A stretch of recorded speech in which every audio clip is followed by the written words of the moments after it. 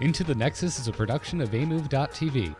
Bookmark Amove TV for other great video games and esports podcasts.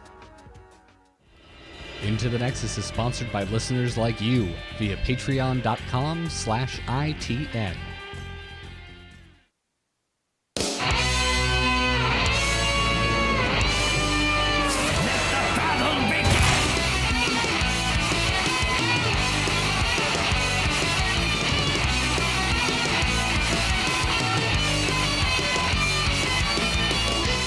Welcome back, everyone, to Into the Nexus, the podcast all about Heroes of the Storm. I'm Garrett Weinzierl. He's Kyle Fergusson. There's a lot to talk about this week, dude. What happened? It's meaty. It's a meaty show. This is like staring down the barrel of a foot-long sub, asking, why did I order this? It's going to be soggy tomorrow. I can't actually save half. I was stupid.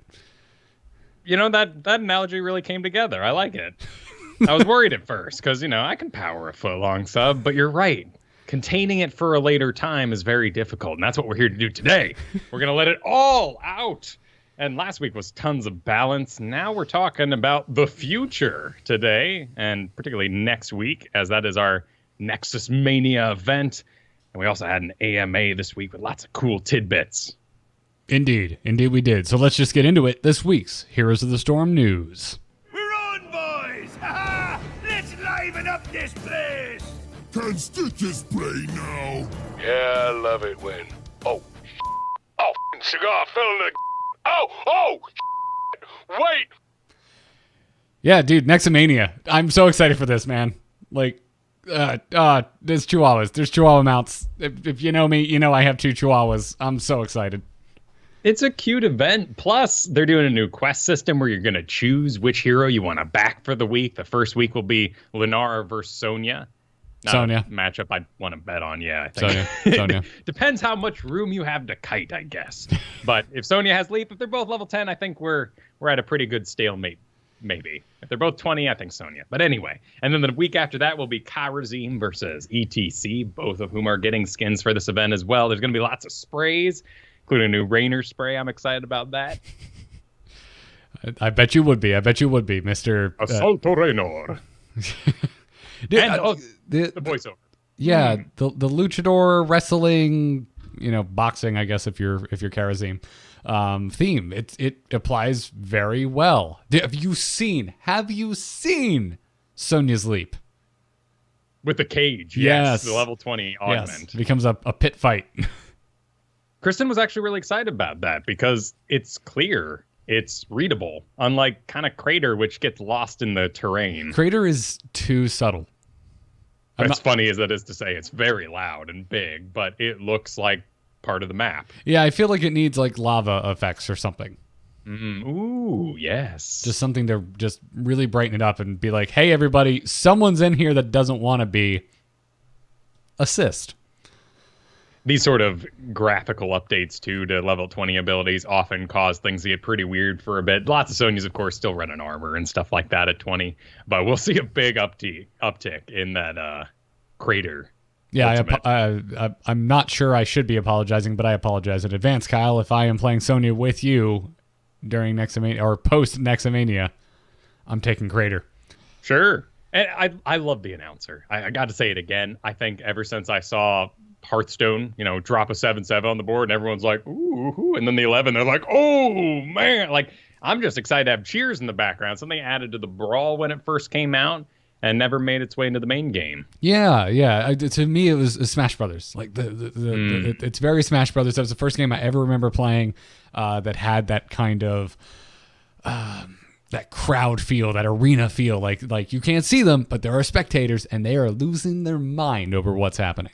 Yeah, I'm really stoked, man. Like, and Katie and I are longtime World of Warcraft players, and when the Pug was introduced, we're like, oh, come on, Pug, give us a Chihuahua. We still don't have a Chihuahua, but I'm getting mine in Heroes of the Storm. It's giant, and I can ride it.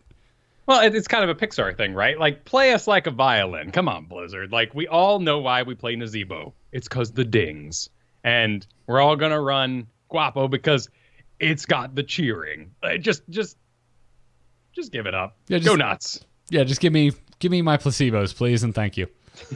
I really, right in the dopes. really would appreciate it. And before we get into like the nitty gritty number changes, stuff like that, have you gone through and looked at the skins? Because the ones that have more luchador-esque skins and have like the black light turned on body paint with skeleton things, it is the coolest thing I've ever seen, man. Yeah. I think we all kind of enjoyed Coco a bit, and this is where we went.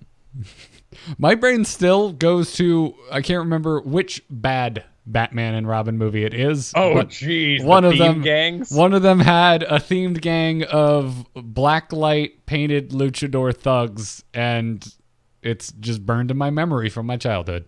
Yeah, I'm pretty sure that's the one that introduced Robin, right? Because he was being all and angsty and headed out to do some vigilante justice all by himself. That would have been Batman Forever. Sweet. That was not the nipple one, though.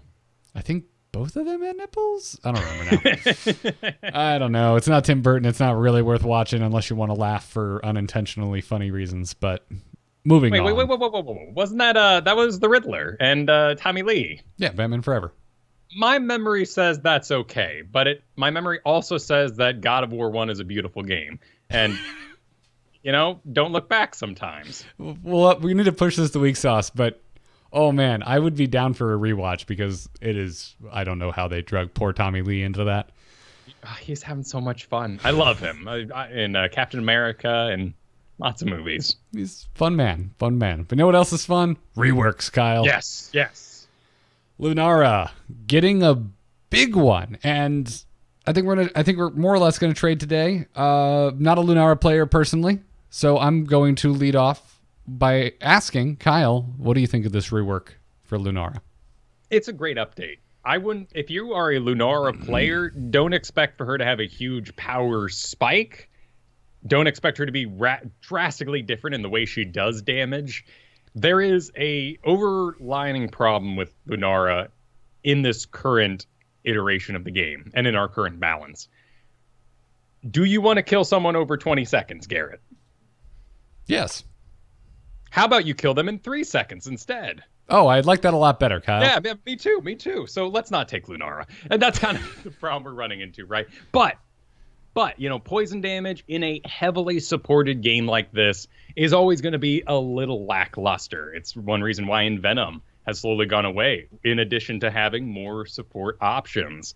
It just doesn't work when someone can hit a heal, particularly when our main healers are Stukovs and Malfurions, now Brightwings, Lucios, AoE healers who can handle the ticks of Lunara's damage. However, big however here, there is a spec that might have Hungering Vala kind of connotations to it, where you can get a sizable amount of burst spell damage with a new talent. And we'll see if that comes to fruition, if that ends up being effective. If you've already enjoyed Lunara, you'll probably enjoy the new one. Level 4 is solid. There's good options. There's a Blossom build. There's your old auto attack build. There's Siphoning Toxin available, and it's better than it was. The main thing that I'm really interested to see is, will BOE Lunara come back? And if it does, then we'll sort of up her win rate, and she'll start leaking in other areas. Her BOE release build was Nature's Calling, which did massive damage on release to non-heroes and burnt through that immortal. That has been moved from 7 to 4 with the same power level, which means it's available at the very first immortal rather than the second. Ah, okay. I see where you're getting at now. All right.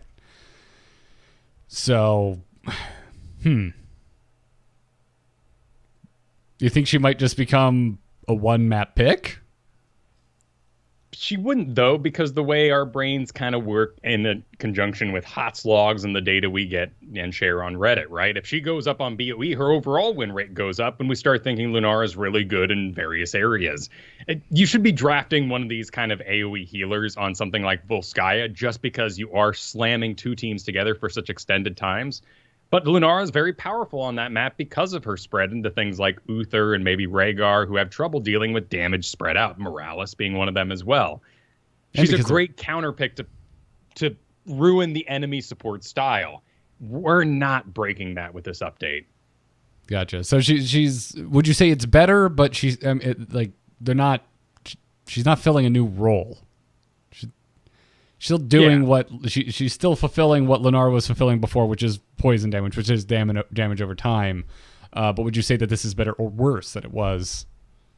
Absolutely better. And having level 4 actually filled out with talents rather than random wisp stuff that we don't actually read and we just take one is great, and the bacons are great for the wisp in general. In fact, the ability to increase its vision radius when it's sitting in a bush, which it normally is because you're trying to hide it so it doesn't get destroyed, the level 1 talent upgrades that to a rather absurd amount and sees over walls and actually reveals, which if you on paper you're sitting here, we don't need to punish stealthies more, particularly with a reveal of this size.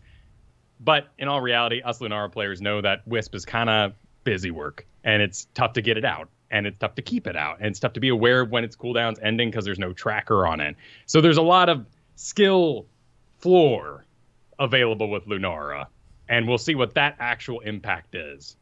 Yeah, overall, do you like the Wisp change? Because I mean, the vision radius increase is bonkers. Like to me, man. You remember, you could probably go all the way back to when Lunara was introduced.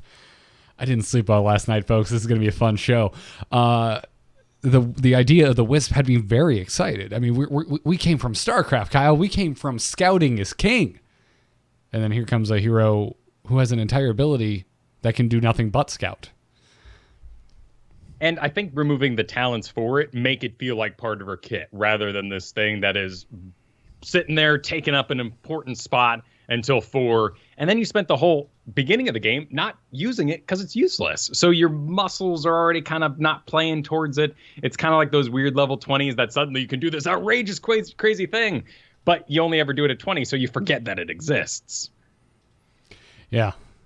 It's to me, it just seems better. It needed to be a lot better, right? It didn't feel powerful enough. It wasn't good enough at scouting. If you're going to, add an entire ability or take an entire ability away for something that scouts, it better scout better than other scouting options in the game. And I didn't think that Wisp really did that. And then on top of it, locking out an entire talent tier to force you to augment this ability. It just didn't. It was a feel bad design. And Lunara was made during that design philosophy time period. Lunara basically led the charge of, I guess we would say, 3 philosophies ago now in the design team, where they were doing levels, a survivability level, a Wisp level, a augment your Stukov arm level. And we saw those slowly leak away and be replaced with more diversity now. We are still seeing survivability levels, though. Yeah, particularly at 13. That has been and I think that's great. You hit 10, you have a little bit of time to go, how'd we die? And then we can figure out, take an appropriate armor talent. Right, that's the one that seems to have worked. Like, I think it's okay that it stays there, but I'm not sure any other level needs to even be considered at this point. I think having a choice of survivability or damage at 7 is really nice. Because there you're starting to get a good read on the enemy team in Hero League. We're not talking about Pro here, by the way, because there you're analyzing the enemy team ahead of time. You assume they're playing at their very best, and there's not a lot of mysteries as to what you'll be taking at 7. Yeah.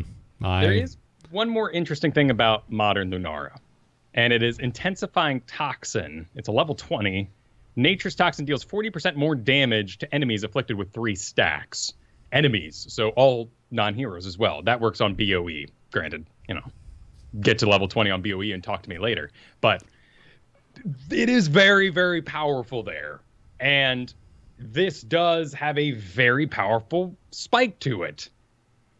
However, I think you all know what I'm about to ask. Why wouldn't you Nazebo instead? Yeah. I mean, again, if we're trying to find like the right answer or the path of least resistance, if your plan is level 20 and you're dealing with damage over time, yes, that seems like an obvious route to go. So to that, I say there are a lot of heroes in this game, and I think it's okay if one is technically better or easier or less work to pull off. Because if you are a Lunara player, if this is a hero that speaks to you, this is an awesome level 20 talent. Oh, and Nazebo's weak to repositioning, and Lunara has Leaping Strike, which allows you to recover that. She has a great spell shield that can be toggled on and off and gives her a lot of power in that department that other heroes have. She has her Cleanse, likability moved up. And that's pretty crazy. This is her abolish magic from level 20. And it allows you to dispel on both yourself and an ally any disabling effects as well as damage over time and reduce their impact by 50% for 2 seconds. We are putting scouting and cleansing talents on assassins. Brave new world, Kyle. That makes Lunara kind of unique and almost in a weird sort of like Zarya is to supports to a warrior. This is like supports to an assassin. And I like that. And we're not going down that like half-seas Tassadar Tyrande kind of lane either. Yeah, I like that too. I mean, you're not, even with that, with a cleanse on Lunara, I'm not looking at Lunara going, what are you? That's not a question. She is an assassin. Right. To me, Lunara is a assassin that can recover their position and therefore is really good in the Garrosh. If he tosses me, I'm going to get bursted, but I got that spell shield. And it's a really, really good one for 75 spell armor every 30 seconds. She may have a place, but in the ease of execution, I think he just Nazebo. I would not argue. Do you think this is a preview of things that come? We're going to talk about the developer AMA later, and in that they talked about how they're actively working on new tags for our heroes, and it seems like they're going to be less precious and less specific. Like multi-class is just going away. That's not going to be a classification anymore. Being able to add cleanse onto non-support heroes is a really interesting, and I struggle to want to use the word garnish because that's a strong garnish. That's like calling an entire clove of garlic or an entire head of garlic a garnish on your food. But it's got two sides, right? One is the powder on side with all the little holes, and then there's the dump everything whoops accidentally side. Yes, exactly. Right. Like, cleanse that's a big thing. That's a big tool to give any hero. But the fact that we're now in a world where it's not exclusively saved for supports, that's kind of cool in my head. But I want to see how it shakes out. I don't know how this works. And basically my question is, Kyle, do you think we're going to see cleanse-like abilities on other non-supports? I think so. This seems to match the philosophy. We haven't seen it removed from Zarya, and this was already there. It was just at level 20, and that's a tough place to get to. But at level 13 on your survivability level, you're not having issues, but Gul'dan is. We can help him out a little bit, and he's being targeted in the first place. I don't need spell shield. That's very interesting. And I am curious about Hanzo still, right? There's a lot of conversation going on about Hanzo right now. And in the AMA, we even expanded that conversation more by saying his stats aren't good, 46%. And Blizzard internally is stopping themselves from buffing him every single day because of the stats they have. Well, I don't know what else to do other than to transition into Diablo, which I believe you are concerned about. I am, but I know I'm in the wrong, so it's okay. You know you're in the wrong?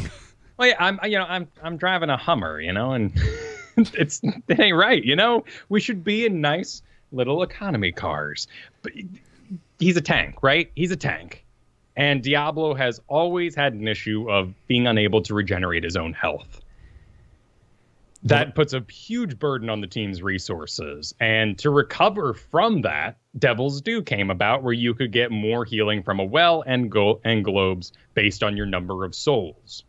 Because you want to hold on to those number of souls, you started building in a very aggressive, bursty way and less of a main tank kind of way. I don't think tanks should possess the power and the focus that Diablo had. I was using Diablo for that purpose, though, and that's why I'm sad and scared.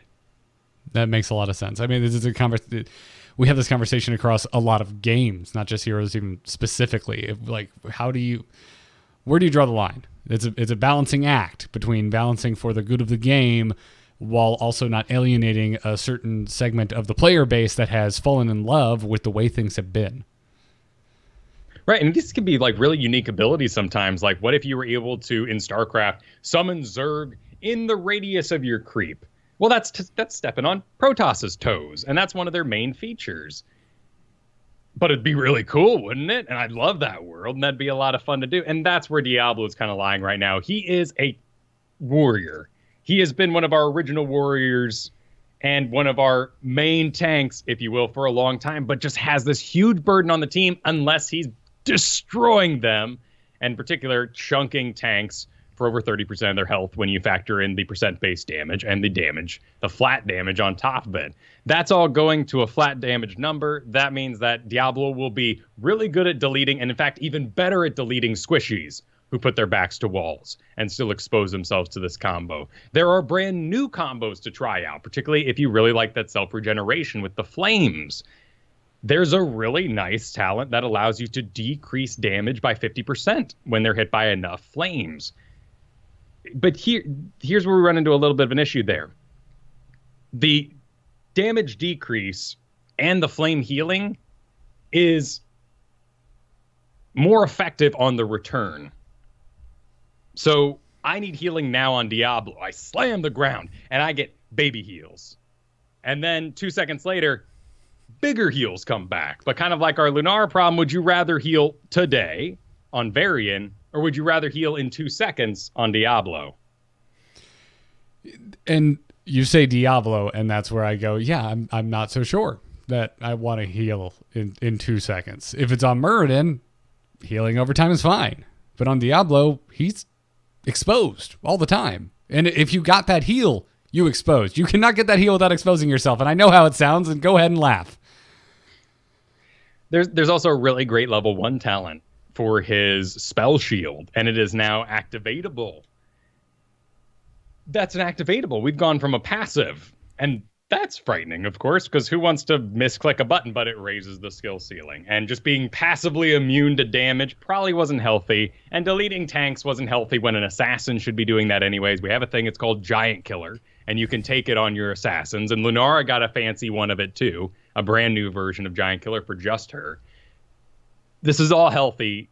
I feel like Garrosh is going to have a field day on our faces without Diablo to stop him. Yeah, and to that, I think this will be an unpopular opinion, but I think the problem is with Garrosh. It's not necessarily other heroes' problems to solve. I don't want any heroes designed to counter one specific hero. Maybe that one specific hero is too strong if we need that. And two, we're dealing with the same sort of thoughts as Hanzo, right? Like, Garrosh's win rate isn't oppressive. They don't need to concern themselves with giving me this tool. In my league where I'm battling, that's what I face. That's why everything went from Blaze, CC, Bunker, Lane Clear, awesome, everything the body needs. And then the Garroshes came up, and we're like, well, I need Diablo because he can go over walls with the charge. Yeah. I don't know what to say about that. I will say that I under the umbrella of not a big Diablo player, overall I liked this new Diablo. I mean, for me, the Fire Stomp was the big thing. I was like, you need to sell me. Prove to me that this is worth it. And I love it. I like the new Fire Stomp a lot. And when you're coming from things like Varian, Arthas, you're used to aiming your stuff. So the new Fire Stomp doesn't feel like a nerf. It feels rather good. And it actually has a really nice effect to it. Very Diablo 2. Yeah, it feels like a million times better version of what you're used to doing on Varian. But for me, when my mouse is wherever the heck I want it during a Flame Stomp, I suck at new Diablo because I'm just not used to hitting a W and caring about where my mouse is. Yeah. I would like to, would you accept like maybe not a counterpoint, but a, what's the word I'm looking for here? Encouragement of, I think the damage from it is worth the retraining it's going to take to use it correctly, because that's a lot of fireballs in a cone. It is. And if you spec for a self-regenerative Fire Stomp build, these things are going to be flying like crazy. I mean, you can take multiple stacks of your Overpower, and that gives you the stun that resets your earlier talents for more Flame Stomps. And that ability, that spec works us back towards a worth it death Diablo that we haven't seen since Devil's Due rework, which is very exciting. There is a new Apocalypse talent, and when he hits people, it reduces the cooldown. And then when he dies, if it hits people, it reduces the cooldown. So you can do about 3 apocalypses in a row if you have the souls for it. Wow. Then run onto the battlefield, start flame stomping team fights, and get all those souls back to do that combo again. That is really nice for new Diablos, because teaching the ebb and flow of being Diablo, of like, this death is worth it, but hold on, everybody, I need 3 minutes in lane before I'm ready to do that again, is a very tough ebb and flow. And with the wall indicators, with the arrow, if you're not using quick cast, you can see the angle of the charge. With the change of power spikes, you're always going to be charging the same characters rather than charging Jaina's all early game and then going, I'm 13, time to charge Garrosh.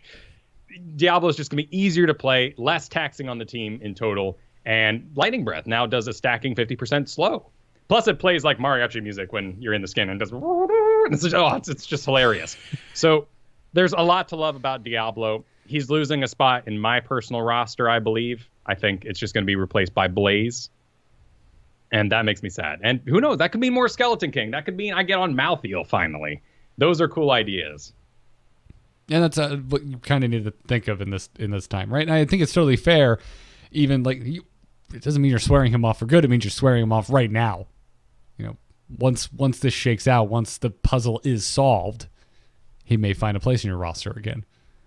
Exactly. And we are adjusting his health dramatically. Whenever you charge in the current build on Diablo, you get 25 armor.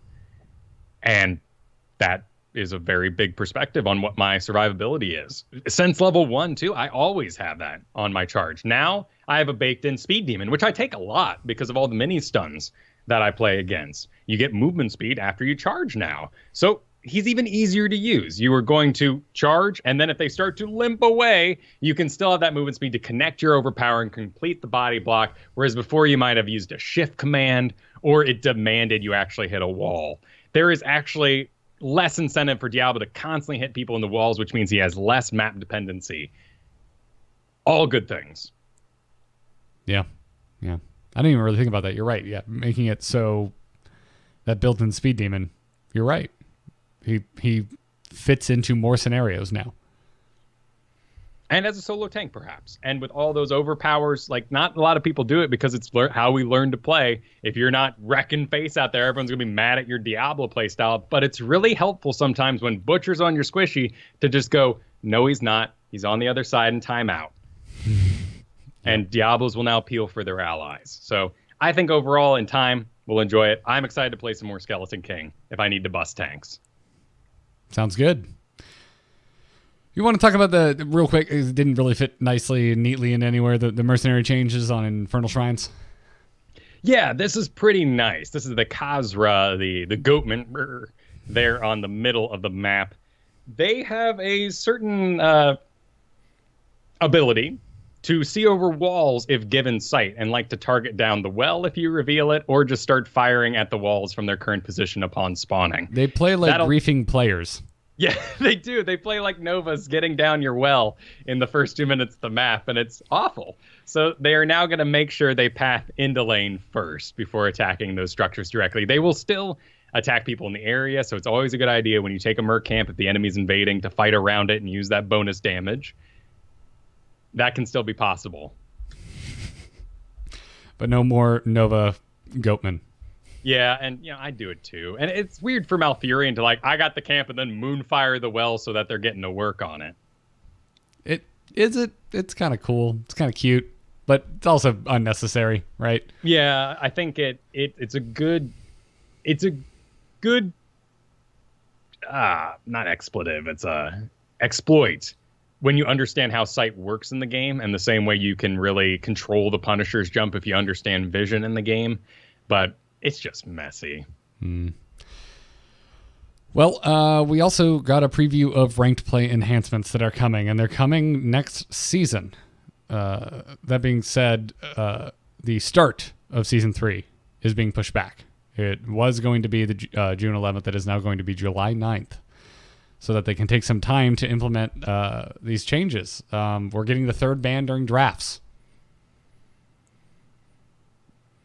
I'm actually a little confused how this is going to work. Are we reversing the draft phase? Because we're going to go 1, 2, 3, and then back to the first player, so the other team bans first that doesn't get first pick? Now I'm confused. Yeah. So I want to see how it's implemented. I assume that's how it's going to go.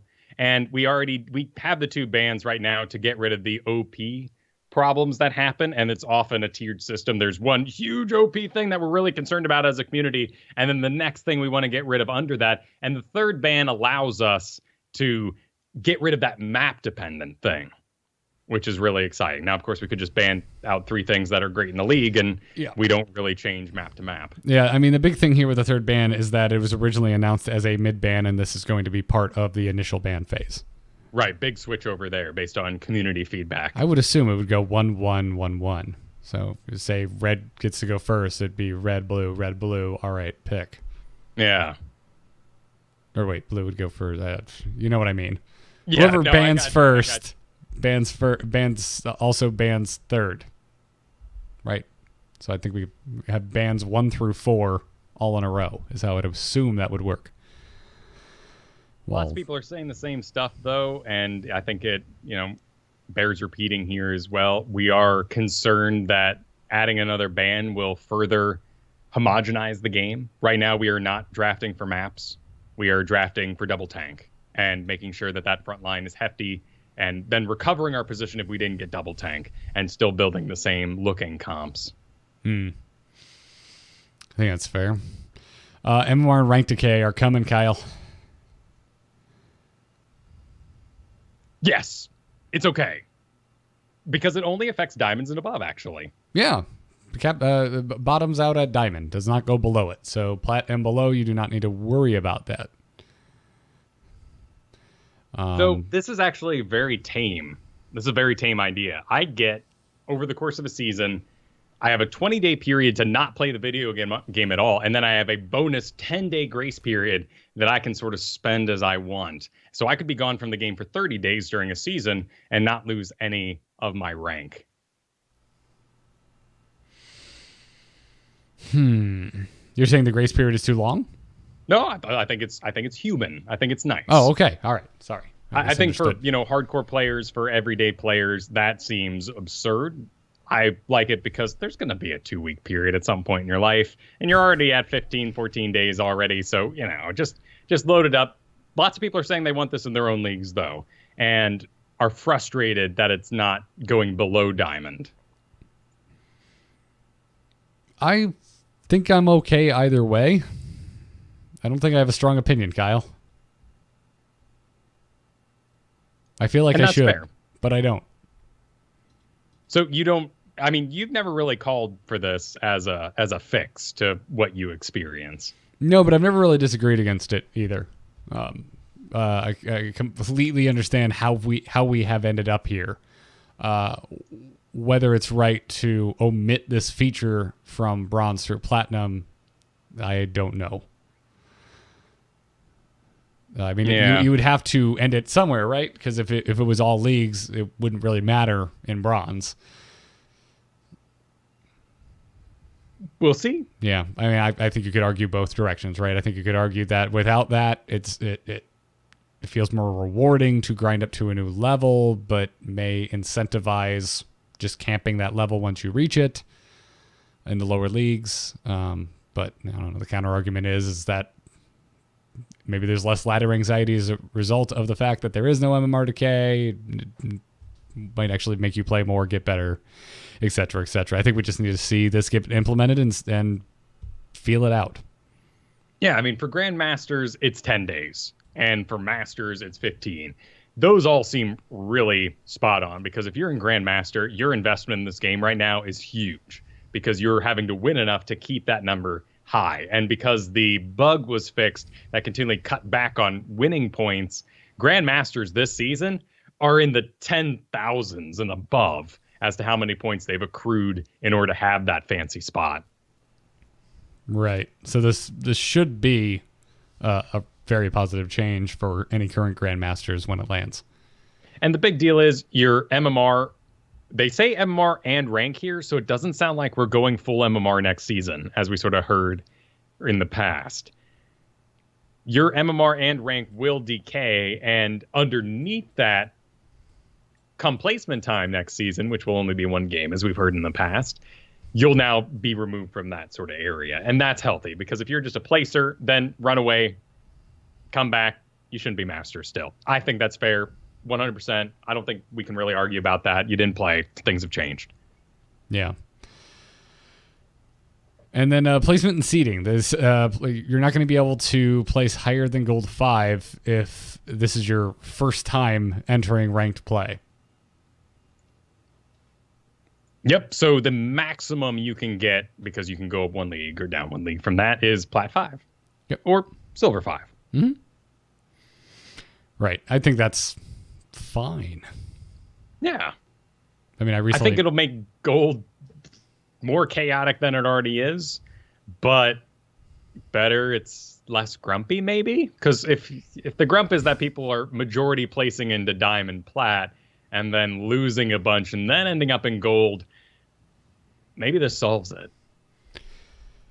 Wherever you set this, it's going to potentially cause grumpiness, as you are putting it, right? If we set this to be silver 5 or bronze 1 or whatever, wherever you set this, it is now a potentially anecdotal piece of evidence to use as ammo if you're mad about the rank that you're at.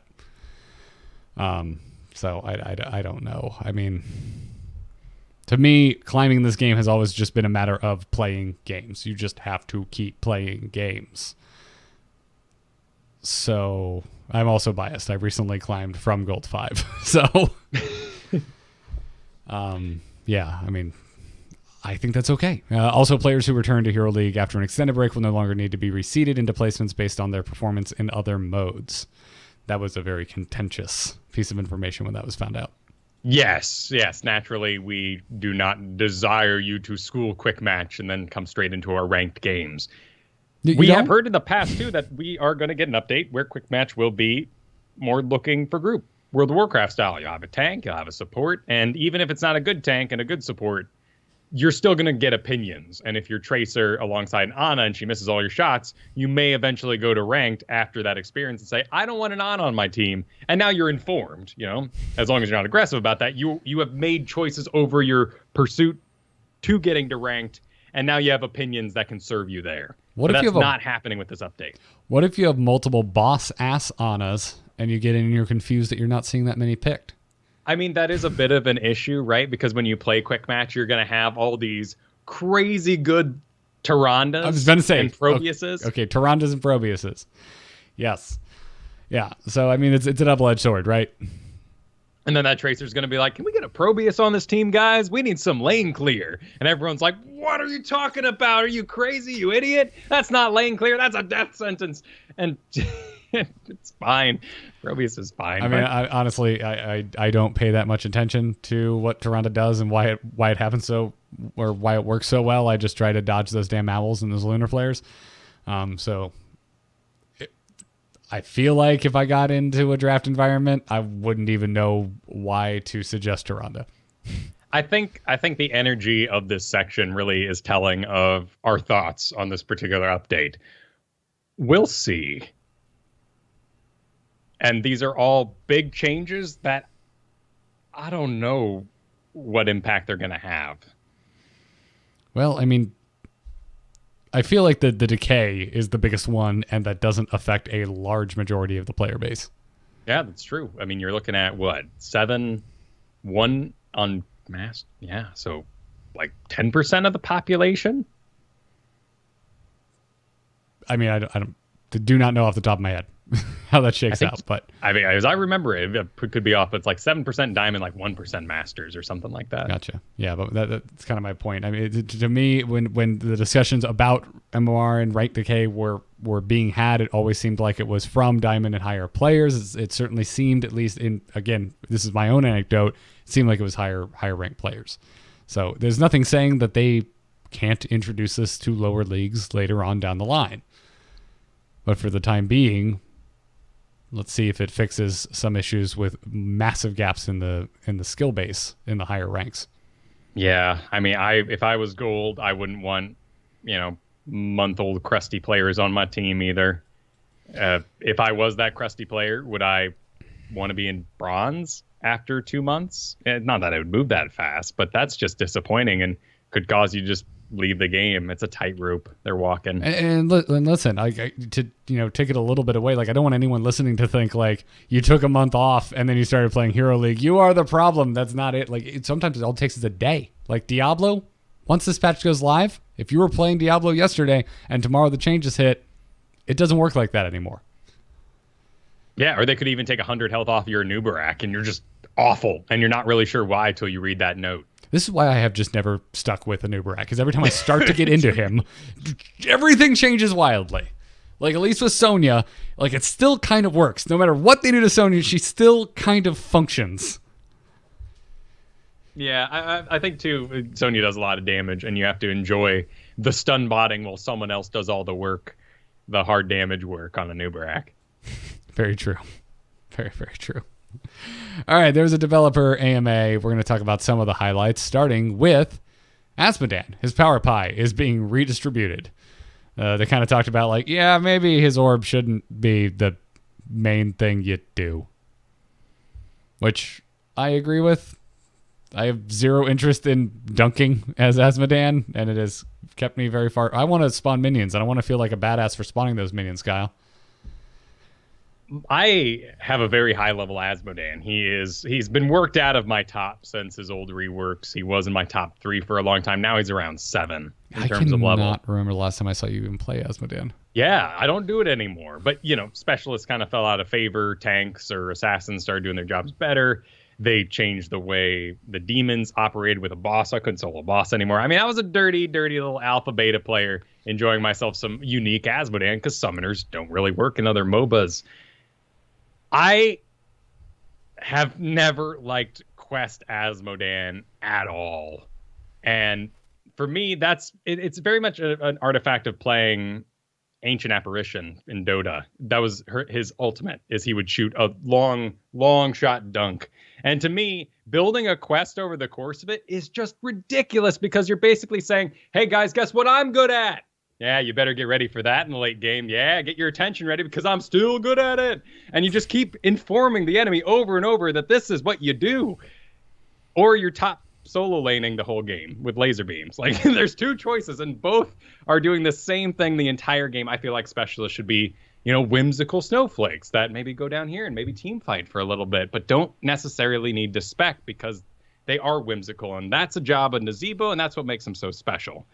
I like, though, that they've said here they're redistributing the power pie. They're taking some of that power from the dunking and putting it onto the laser beams, which will no longer be infinite, but just deal more DPS over a set amount of time. But they're baking in that quest, and that's just so bummerific. Yeah, that's not what I'm particularly stoked about. I am very excited that your demon warriors are getting a baseline Burning Rage aura. That is nice, and that would be really nice for lane clear too. Yeah, that's like yes. I'm not on board with the baseline quest though. I think they have a good place in people like Alarak, who really is defined by that play style and gets them all relatively quick, and depending on his skills, can finish them all very quickly too. I think Thrall's lightning quests, while we've had to tone them down, are okay because they give him a choice.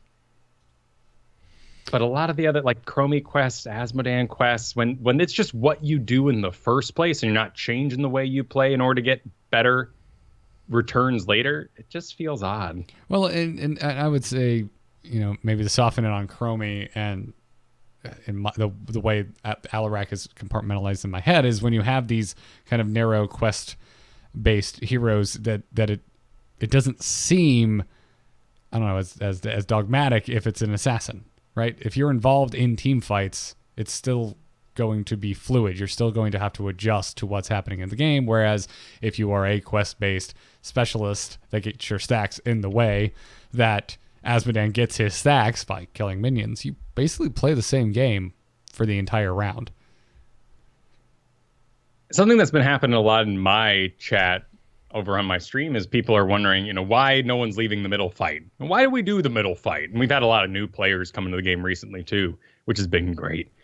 They haven't been on this long tradition with us, and they see the lanes in need of soaking and go, why? Please stop this madness. Why do people constantly fight in the middle? And, well, our classic answer is the other two lanes have longer tracks and therefore haven't met yet, so we pal around in the middle just seeing if we can cook something cool up before we go soak those lanes. But, then we notice that we have both a Phoenix and a Gul'dan that are both questing. And nobody wants to go to lane because the Arthas wants to protect the Phoenix Gul'dan and the Gul'dan Phoenix want to stack their quests. So we just sort of fart off in the middle for 3 minutes straight. And that's an issue with both comp and communication, right? And we talked about that maybe quests might be an interesting way to augment the draft and say, ooh, we already have an Alarak. Let's not hide too much of our power behind Chromie with multiple quest characters. Oh, how interesting. But we're just kind of spamming the same comps at the moment, not really caring about that nuance. Right, and dogpiling the mid works. If two questing heroes are in the same lane questing together, they're not completing it at half the rate. Which would be interesting if that was the case. Because then that's like feel bad versus feel good, right? Like you're de-incentivizing versus incentivizing. And I don't know if that's the route to go. Well, and it's the same problem with, like a looking for group environment or looking for raid environment. I'm not going to give up my stuff so some random dude I don't know can get his stuff. That's ridiculous. But in a organized group with 4 of my friends, I will absolutely make a sacrifice of fun or stacking and say, I'll skip my talent. You stack in the middle. I'll go to another lane. Or even my favorite thing in the world, which is the enemy team has a Crash Lightning Thrall or a Kel'Thuzad, and you go, just leave them. Every time they go to a lane, everybody leaves and runs to a different lane so they can never get stacked. just don't let them touch you. Just stay away. Yeah, I mean, there's counterplay, right? But it has to be organized, and we can't have that solo in our own desks with our headsets and our microphones kind of at home play where I'm going, yeah, let's work as a team, but I'm the best here, and I'm gonna stack first, and I'm gonna win this. Let's work as a team, but I'm gonna leave the line first in this drag race. Oh wait, yeah, it's classic streamer problem, right? Do as I say, not as I do, because I think I can survive this and plant my feet on Raynor. Oh, I died out of position. You should always stutter step and be readjusting and keeping maximum distance. But if I just ham this right now, I can get 2 kills. Oh, I died. Yeah, particularly if I scream while I do it. That increases the damage. What's your Raynor battle cry, Kyle? Oh, it just goes, ah. Oh, okay. The heal goes. Okay. I just go, hope, I can do it. Oh, the Kyle ho! I love the Kyle. The Kyle ho it's good. It's good. I'm being attacked by a not quite chihuahua. the possession that comes over me on Lunara or Tychus, where I just go, I can do it. Yeah. Anyway, let's move away from Asmodan. We mentioned the roles and tags thing very briefly. The roles are being broken down into 6 roles. Once this, unless something changes, goes through, it's going to be tanks, bruisers, melee assassins, ranged assassins, supports, and healers. No specialists there, Kyle. No specialists at all. No, we do go on to say that pretty much specialists are not part of the design philosophy, and specialists added to a rock, paper, scissors thought process on the team. That this is good at this is good at that, and therefore can be countered by this. And the game was being won in the draft, so specialists are being removed as part of that problem. Yeah. So, what, they're going to be mixed into ranged assassins, I guess? And then hit with some tags? Because tags are the other thing which we haven't talked about. And this was Daybringer. He didn't give us as many specific tags, but Daybringer said that they currently have about 15 major tags, and the examples we got were things like wave clear, burst damage, and crowd control. I'd love to have a Overwatch system for those tags, just to have some box on the screen said you don't have lane clear. I think that's great. I don't like this role system. I think tanks, bruisers, and supports, healers are just walking on each other's toes, word-wise.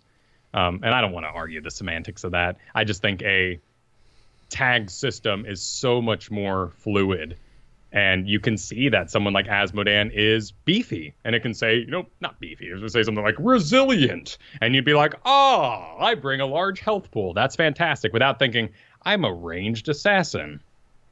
Yeah, the support and healer thing bugs me. And then, I mean, because you can apply multiple tags, right? But if you're applying multiple of these role tag, or sorry, I'm mixing. If you give them multiple roles, because you can have something that's a tank and a bruiser, right? That's what. Right. Well, he said in this post that Zarya would be noted as a bruiser support. Yeah. Oh man, that's scary stuff. But it's not inaccurate. It's just no. If I'm coming to this with the very black and white World of Warcraft filling up my 5-man mind space, that wigs me out. I don't like it. Yeah. And calling maybe silence and stuns interrupts, and this character has lane clear and interrupts. I think those are just way more useful. Even putting cleanse, just put that on there. Zarya has a cleanse. Don't call her a support. Just note that in their tags, she has access to a tool like that. Cleanse should be a tag. Yeah. That'd be good. They also talked about... But then we'd have to have cleanse like for Malfurion, and oh dear. Oh, yeah. It's almost like this game has gotten kind of nuanced, Kyle. It has. It always was, but we certainly complicated it about a year ago. The war on generic talents started that complication. I would love a cheesy news graphic for the war on generic talents, by the way. Yeah. Yeah, it does make things complicated. I put out a video this week about slows, roots, and stuns, hierarchies of CCs, how they don't stack and how they interact. Just completely skipped everything to do with polymorphs, taunts, sleeps, just debuffs based on percent-based damage. Oh my goodness. There are so many things in this game that you don't even know are happening to you. And actually the information's often missing. I mean, we have lost games because Arthas engaged while they had a 60% damage debuff on them from fighting Ana. And we lost just because they couldn't read that text. It wasn't available anywhere. Yeah. In the AMA, they also talked about mobility creep. They mentioned, hey, we've been working against it. Please see Genji Hanzo Tracer, which I think they've been doing a good job. Yeah. But the big thing that came out of this is that they're looking at making Chromie changes in the future, to which I said, how is this under mobility creep? But it makes a lot of sense. They said that there's no date right now, but they're going to be pulling in her range, but reducing her cast time and making her W visible to enemies. Yes, and go and get rid of Brightwing while you're at it. Just replace the two. Wait. Spit. No one needs to know about where Brightwing's spit going. Oh, gotcha. I mean, it's slow as hell. It doesn't need to be spelled out that well. No, but then we don't know where Chromie's going. I mean, granted, that would be a really big nerf to Chromie. So increasing her spell animations are great. If they make Dragon Breath the same animation as Sand Blast, where you can move very quickly out of it, right? 'Cause she's locked in that. Chromie needs that range because of the way she works. The same reason why Dahaka needs so much survivability when he has such a long stun. Drag is clunky, and so is Dragon Breath. And they are tuned based on that clunk. Based on that clunk. Yeah. Yeah. No, that's fair. But add that to tags, by the way. Just clunky. Just clunk. Yep. Yeah. Just clunk. Must stop moving to cast W. Yes. The Arthas clunk, we'll call it. Oh, and the Diablo clunk now, sir. Yeah, you have to stop to put out a flame. And you have to turn her. Oh, don't. Yeah, but I know. I'm old school, man. I'm getting in an automatic car and being like, I like shifting. You shouldn't, because you're hurting your automatic. Right? Wait, hang on. The other way around, right? Manual car? I like shifting. No. I got an automatic, and I'm saying I like shifting. Yeah. No, I did it right. You don't shift. Because I'm complaining about the automatic being easier and more effective to drive. Oh. But I like this old way. Oh, gotcha. I thought you were... Yeah. I imagined you sitting in a car, moving between neutral and drive, being like, shift, yes. Yeah. Well, I mean, sometimes those guys at like the dealer would be like, and if you put it into third gear, you can go uphill faster. And you're just like, whatever, dude. I'm not going to deal with that. Are you kidding me? That's ridiculous. I'm just going to push the right pedal down until I move up the hill. That's right. Yeah, exactly. Anyway. I'm in a Supra. I'm not in a rush.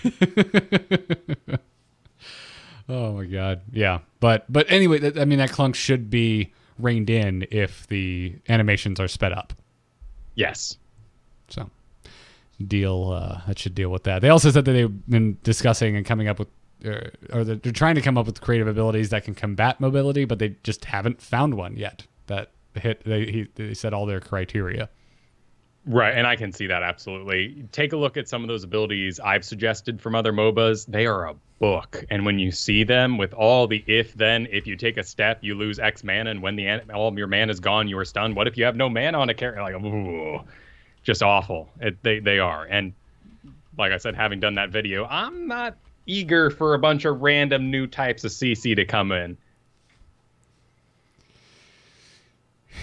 Yeah. So we are really, really low on stuns. I think that's worth saying. Like we have made a lot of characters over the last 2 years, but we are very limited in our CC options. Unless you want to get real fancy. Yeah, and yet, I mean, there's still enough out there that you can overload. I think in a good way. I think there's no such thing as too many stuns in my opinion, as long as you're not all using them at the same time. But there's still enough that you can have an extremely stun heavy team. It's just a lot of them are off meta picks, and we just don't seem to prioritize CC like we used to.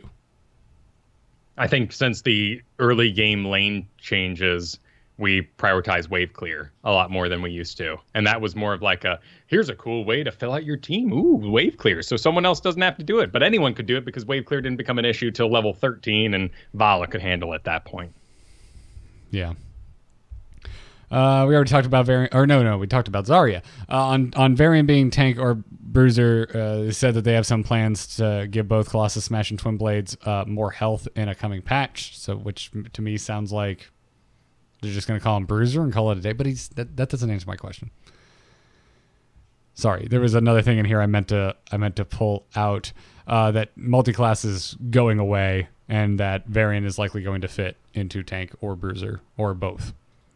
Yeah, I wonder how much of this is just, maybe failed experiment and how much effort was put into continuing the multi-class banner. I'm sad. I'm sad to see it go. I'd love, in a world, to have Rhaegar be able to go, is it enhancement? Because it's certainly elemental. Yeah, elemental, enhancement, and resto. Yeah, enhancement never made sense. Yeah, neither did multi-class in this game. Yeah. Nice job. Turns out becoming a full hero at 10 is pretty detrimental. It's true. And we moved it to 4, and he's basically fulfilling the same bruiser role unless you're taunting. Really good stats for taunt, by the way. I'm really proud of y'all out there. Granted, they put stats for diamond and above, and only 8% of people are twin blading in diamond and above. But that's reliable. Well done. Responsible variants out there. Well done. I like post-change variant quite a bit. Yeah. Quite. I'm even seeing some charge variants at 10 rather than doing protect, and they're doing all right. Yeah. Is there anything else from the AMA you wanted to make sure and hit? Because there was a lot in here. And this also, have we just complimented this yet? This is some grade A communication.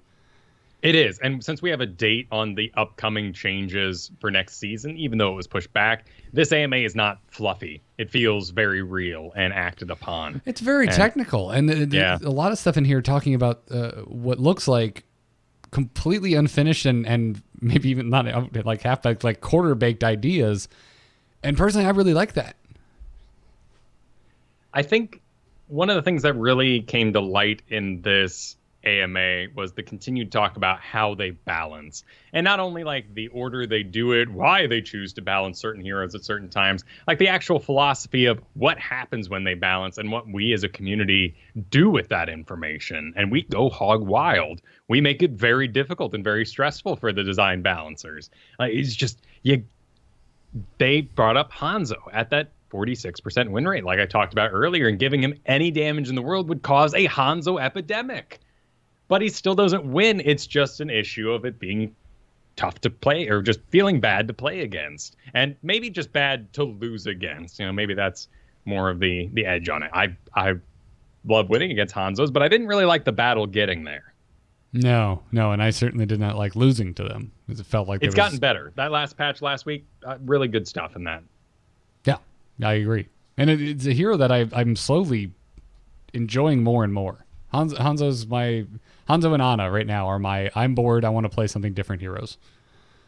But it's actually because of our practices as a community that we don't see those tiny updates we all kind of armchair design and like. Just give Raynor 2 attack. Just throw anybody a little bit. You know, it doesn't have to be 100 on a new brag. You can adjust it by 3 health. Wouldn't that be interesting? Help out his win rate a little bit, why don't you? But we run with that. And that's what they're saying is we will ruin it if they do that kind of balance. And they need to make sure that we have these big balance patches like last time that hit multiple areas and pre-plan for where we'll as a community eventually go. And that acknowledgement means that those future balance patches and that last one are incredible and really smart job. I'm sad we can't have more regular, just every week, some sort of little hint, you know, up yourself a little bit, Ariel, it's fine. But I get it. I believe it 100%.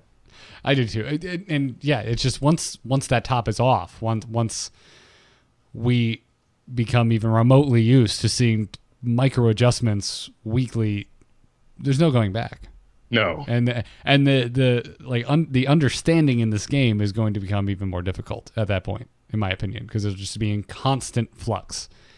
Whether or not perfect balance is achieved, I think it's better to live in a world with some issues, be it an overpowered hero like we've been dealing with recently, for a few weeks than just changing everything every single week. Yeah. Just from an aspect of having a same game and everyone being on the same page. Suddenly everyone's picking Raynor, but half the team that didn't realize that, oh wait, there was another update today. It's like, well, why? Well, there was an update, and then it's like, well, why is that guy picking Probius? What happened to Probius? And just constant state of questions and answers. Right, then you get anger following that, and your community kind of looks tough. So I agree. And because these balance patches have been so great, particularly that last one, I'm willing to wait. One thing they did say also is no more cleanse. No plans to give any future support cleanse. Future support, though, could be on an assassin coming here. That seems odd to me. Lunara, I mean, that can happen. That is a very odd flag to just plant in the ground. Like, never again. Like, never? Really? You sure? Well, they said we currently don't have any plans, right? Still, that seems odd to me. But a lot of good stuff in here. We only kind of scratched the tip of the iceberg. Things that seem the most interesting to us. Check it out over on the Heroes subreddit. We got links in the show notes. I would also encourage you to check out Hot's Logs that now runs a news section and actually had their writers going through and digesting various Reddit posts this whole week and getting this organized out. Yeah. Dude, I love the new Hot's Logs. It's great. Speaking of which, I missed this. You sent me a Hot's Logs accuracy chart. Turns out Hot's Logs is pretty close to numbers that we get from Blizzard. Yes, though these numbers are, of course, from the AMA and everything that was gleaned from there. So they might have offhandedly said, well, we believe that. Actually, these are all supports, because I know there was a big post on supports. Is there any non-supports here? No. Okay, so this list is all supports, because the support, there was a question about supports, and they went, well, here's the information we have locally on supports. So they compared those two numbers. There's one support in most games nowadays, so these numbers will likely be more accurate. Support players might be more interested in stats and sort of that sort of thing. So it's a tough, it's a cut, it's a slice of data, and we can't run with it perfectly. Of course, it has bias and everything else that you'll deal with data on a permission-based upload site.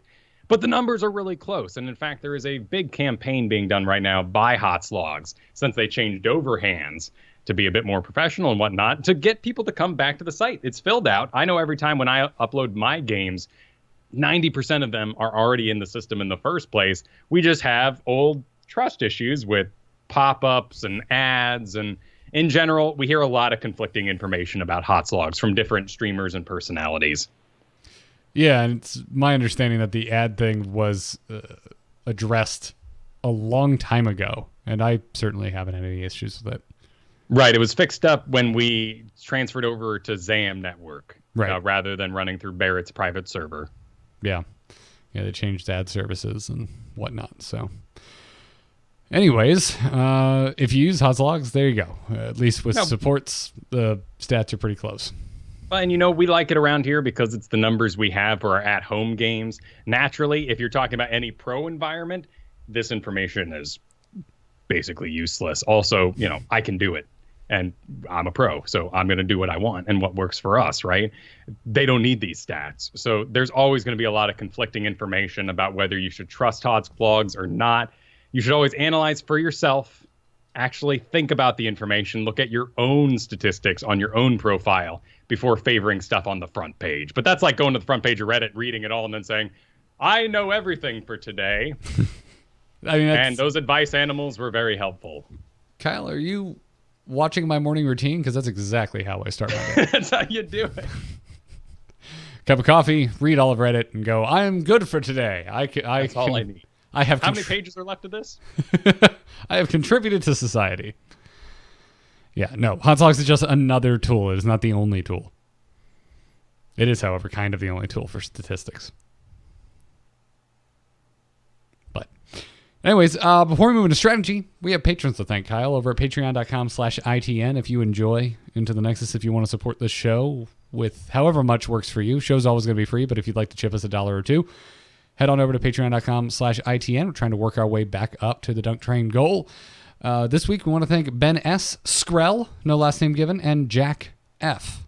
Thank you very much for your support of Into the Nexus. We appreciate it. And now, I want to therapeutize Kyle. Oh. Choose a talent. Choose a talent. Talent? That seems generous. I have a PhD in PvP. So, Kyle, usually you come up with the strategies, and I had a thought today, knowing we were going to talk about reworks with both Lunara and Diablo, which was, I want to talk to you about like your mindset when you go in to test a hero rework. Because I think a very natural reaction to that, to any type of rework, especially if you have a history with that hero, is to feel overwhelmed or to feel like there's more work to be done, or to possibly get angry. And I had all of these thoughts before I realized that you were extremely standoffish about the new Diablo. Which I should have remembered that last week. You voiced some concerns, specifically in his relationship to Garrosh. But whatever the case is, let's just reel it back, keep it simple for a second. What is your mindset? Like because I know you go in and you test this stuff. I tested Diablo. I did not test Lunara.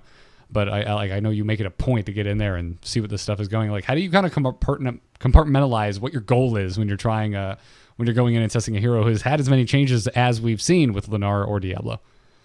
And you got to go level by level, and I do it all in the try mode.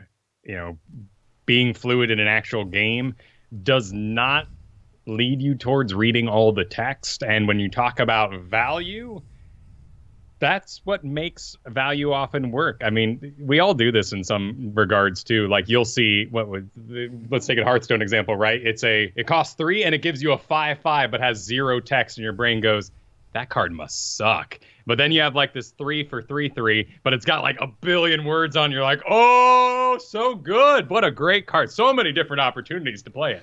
Well, does one of the things on the card say, like, kill this card, like, do nothing? Oh, yeah, there's just words. You don't care. Your brain's going, value. That's the first thing you want to do, is go level by level. Get in there, read the whole text of the ability, think about it, and then advance that next talent level and see what you can combo with that. And go think about your power spikes. That's the next thing you're going to do as you go through it, because you don't want to jump straight to 20 and say, wow, this build's amazing. How'd you get to 20?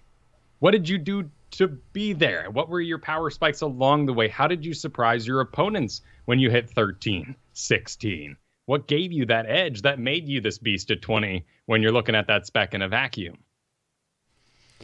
Yeah. I can't stress enough how important I think it is. Like, one of the first things you mentioned, which is just read the full ability, right? Because I glanced past Shadow Charge on Diablo. I didn't realize that the speed had been baked in.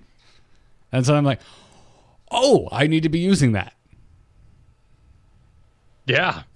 They're very important parts, particularly when it's a rework like that. Now, some updates are not tri-mode available, and these are the things that are health changes, simple damage changes, range changes. You can, say X is great lane clear, or I can hit the shot all day, but in motion, in an actual game, when those sort of things are changed up, it's just going to take games. And in those regards, minor balance changes remove the character completely from my roster, and it becomes a quick match hobby until I feel comfortable again. And also it's just not something that you can reliably test in the PTR, right? You just need to wait for that to go live so you can actually mass games. Right. So even though Lunara has a couple of new spec options and cool ways to stack, her damage output, her health amount is all generally the same. And I feel comfortable if I saw the situations I enjoy previous Lunara in to draft her day one. Diablo, though, because he's regenerating his own health, getting a perspective for that, minus the armor, change in charge speed, change in total health, there is too much there. And that is not a day one ready activity. Yeah, it's a good point. And then that came out of you testing it. Exactly. It also came out of your meta knowledge of how he stacks up against other commonly picked heroes, but still. Right, and what I've been using him for. And what I use Diablo for may be wildly different than what you choose Diablo for. I mean, that's what playstyle is. And there are multiple ways. I would never run Divine Storm because I'm me. But I see it out there, and it does own from time to time. It's a mysterious quality. I don't know what it's doing on Uther. It shouldn't exist, in my opinion. But it's a lot of fun. Of course, we ran it all the time back when the Ghost could Divine Storm as well, but that was broken as heck on release. It was obscene. Yeah, absolutely obscene. I get very excited for a chance to run Divine Storm, but that's neither here nor there. Yeah. And then what about the mindset, man? Like, how do you get over the kind of mental hurdle of, oh, this hero is not going to work, is not going to serve the purpose that hero is currently serving?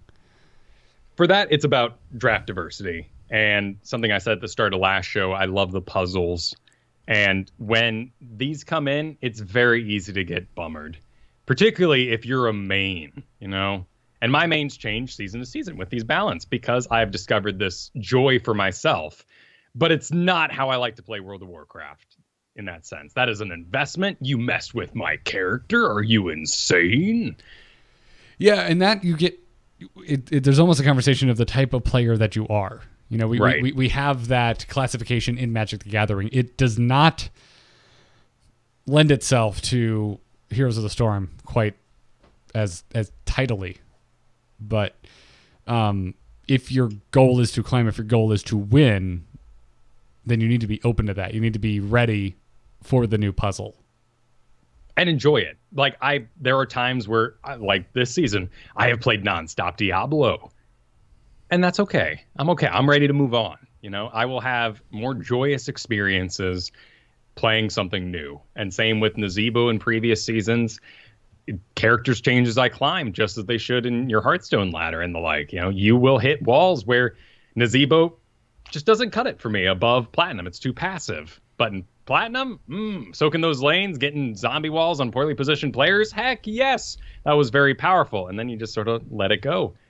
And I like that changeover. And it's something I've had to gain an appreciation for too, because of course I was upset. You're messing with my roster, man. This is my win conditions. And I do get upset about that. But it's way more fun to just throw that thought away and say, things are changing. I get to enjoy quick match like a boss for a while. I get like 2 weeks off of rank because I'm figuring stuff out. And once we're back in there, we'll be playing entirely different stuff. And who knows how fun that'll be. Yeah, I'm so glad this is what we land on. This is what I was trying to kind of, I guess, bait out of you. Was that if you're the type that naturally has anxiety about changes like this, that try and think about it from a different perspective. Try and get in there and start getting excited about the puzzle. If that's the route you want to go, right?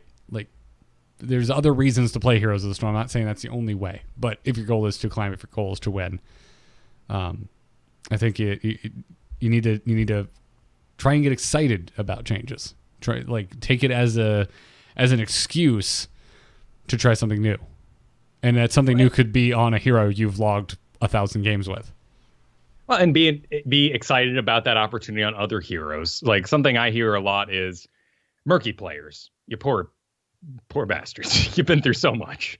You constantly change around depending on the meta, depending on, the types of attacks that are currently, jazzing up the heroes team. Your pufferfish might be the worst thing on earth and wildly swing to being the best thing on earth. Find those qualities in other heroes. I know a lot of Murkies who made it onto Nazebo because they really enjoyed, getting stacked up, being squirrely, being more resilient than the average specialist, getting to do some solo lane, participate in the objective, and you can do all that on Nazebo. It's not going to be the same, just like my Asmodan. I'll always be sad I lost him. And there's a lot of Sylvanas players, too, who don't feel like this Sylvanas is who they ever wanted to be in the first place. Some Garroshes certainly feel like this isn't the way Garrosh should have ever been. Personally, I just want Garrosh to not have a horde symbol anywhere on him. I think that's abysmal. I think he did a very bad thing, and he doesn't deserve to use that as his tossing icon. Yeah. Oh, there's a whole path I want to travel down there, but it's weird and a whole conversation for another day. But I fully expected Garrosh to have an avatar form and turn into some purple blob beast. yeah, the fact that he didn't have some kind of Shaw ultimate is a little odd. Or even a Shaw skin at this point. Oh yeah, where is that? Yeah, the chair's cute though. The Lucha chair business with the Hearthstone animation where he does a backflip off the ropes. Oh, that's fantastic. It's Yeah, absolutely that's pretty fantastic. By the way, they could just do a Shaw event where out of universe characters get Shaw skins, and obviously Garrosh needs one. I got a better one. Every time curse words are written in the chat, Shaws start spawning across the map.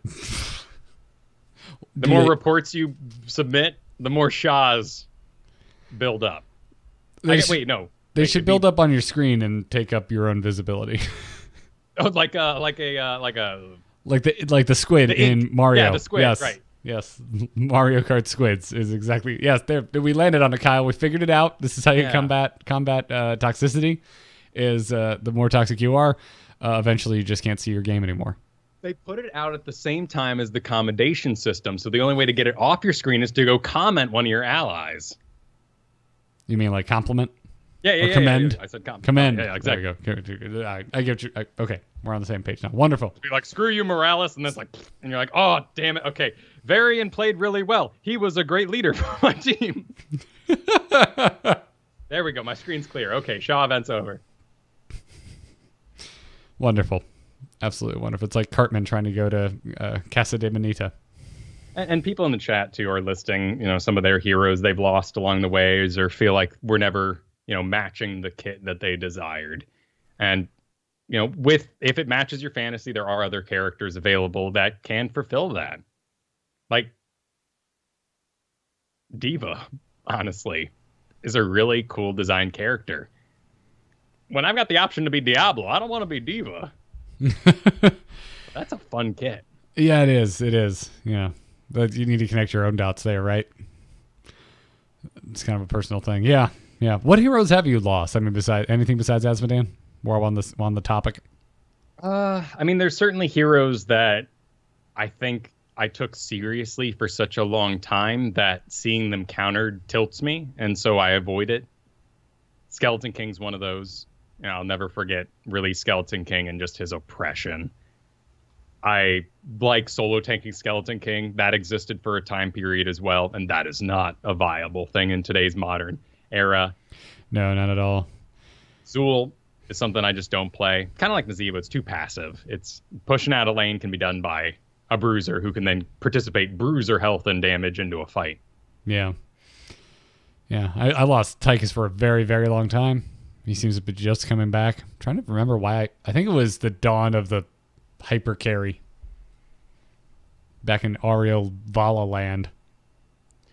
When you lay out the future, if we're mad moneying here for a second, and you look at all the recent nerfs rolling in, I think we all need to take a little bit of time to get good at Kerrigan again, because she is a powerhouse and fulfills a lot of the requirements you need to climb Hero League. And I'm not talking about like Sammy. Sammy's got a great win rate. Good luck pulling that off. That's a lot of hard work. And limited in its damage types. It has a great win rate, but man, Kerrigan just brings a comp together and supplies that CC we've been talking about today. Kerrigan has always been so scary to me because I never know what kind of Kerrigan I'm getting. It was for me, Kerrigan's always been like one step above Nova, where I see it get locked in and I'm just like, God, this is going to be so binary. This is either going to destroy or feel like it was over from the beginning. I think Assimilation Mastery, increasing the duration of your shielding by 100%, putting mana and health regeneration under the shielding, aggressive defense that give you 100% more shielding, Maelstrom Size, Omega Storm, 100% more shielding from shields. Like, how am I supposed to gain a perspective on how Kerrigan plays when she's constantly changing how she survives? I think that's where I hit the wall. And early game Kerrigan, if I take Siphoning Impact for that heal, I have an understand, but man, she's just constantly changing. She takes so much work, but she's really good. And we're running out of CCs, like I'm talking about. And this is a good option for it. And that's so. I mean, from what you're talking about, that she's difficult to pilot because of the way she changes at each talent level. I mean, maybe it's maybe she's not. Maybe she's a good learning tool. I mean, you talked earlier about how if you're looking at something like Hot Slugs and you're using it as a tool, do not follow up blindly. Understand why. Understand how you're getting to 20. Understand where your spikes are. And a character like Kerrigan forces you to have that understanding. Yeah. I mean, 10% of the damage you deal from basic attacks and abilities turns into shielding. Fury of the Swarm at level 4. Your attacks now splash for 60% damage. What's my survivability? Who am I? Why am I?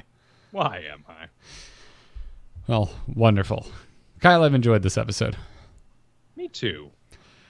Folks, if you want to write in, by the way, we're not taking emails this week. It was pretty bloated. But if you would like to, send them into itncast@gmail.com.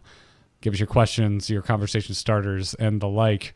What do you think of the new Lunara and the Diablo? I want to know if any Diablos out there are just like, yes, finally. I would love to hear a very positive perspective from a current Diablo player. And if it doesn't exist, then so be it. I think we'll hear from a lot of Assassin players that are like, take that damage and give it to me. I don't want Sonya or Diablo doing my job. Make them tanks. That's how I feel being a specialist. I'm like, I love Sonya, but stop letting her do my job. But apparently I'm going to lose my entire role as a title, so I don't know what's happening there. Man, the weirdest stuff happens, in this game. Like Massacre on Malthael. Wraith Strike now applies Reaper's Mark in an area around its target. That talent just seems like complete butts. And his auto attacks spread the Reaper's Mark anyway. Why would you ever need this thing?